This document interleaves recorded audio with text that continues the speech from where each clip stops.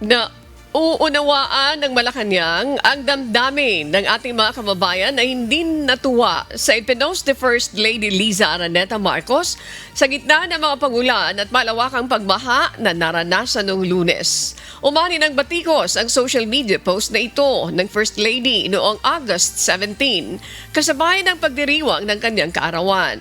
Marami ang hindi nasiyahan sa timing ng post ng unang ginang na para sa iba ay naging insensitive umano na itinaon kung saan marami ang nagkakaaberya dahil sa matinding ulan at pagbaha. Paliwanag ni Palace Press Officer Undersecretary Claire Castro na uunawaan nila ang damdamin ng ating mga kababayan at karapatan niya ng bawat isa na magkaroon ng sariling opinyon. Pero binigyan din ng Palace official na bago pa ang kalamidad noong Lunes, naging abala na rin ang First Lady sa mga nakalipas na araw sa pag-abot ng tulong sa mga kababayan nating nangangailangan. Nauunawaan po natin kung may ilang mga hindi po nasiyahan sa timing o paraan ng pagkakasulat ng post ng ating First Lady.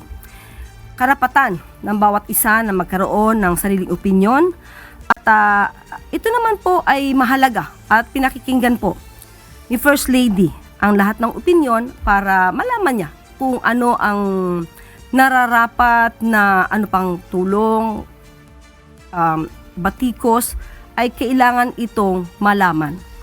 Ngunit bago po kasi dumating ang masamang panahon na ito, ay abala si First Lady sa mga gawain para sa ating mga kababayan. So nais din po natin itong ipabatid sa ating mga kababayan. Paglilinaw ng palasyo, walang masamang intensyon ang First Lady at layon lamang ng nasabing post na magpasalamat sa pagsapit ng kanyang kaarawan. Nais lamang ipahatid ng birthday post na ito ang kahalagahan ng bawat araw at bawat taon na bigay ng Panginoon kahit ano pang dilubyo o pagsubok ang kinakaharap natin.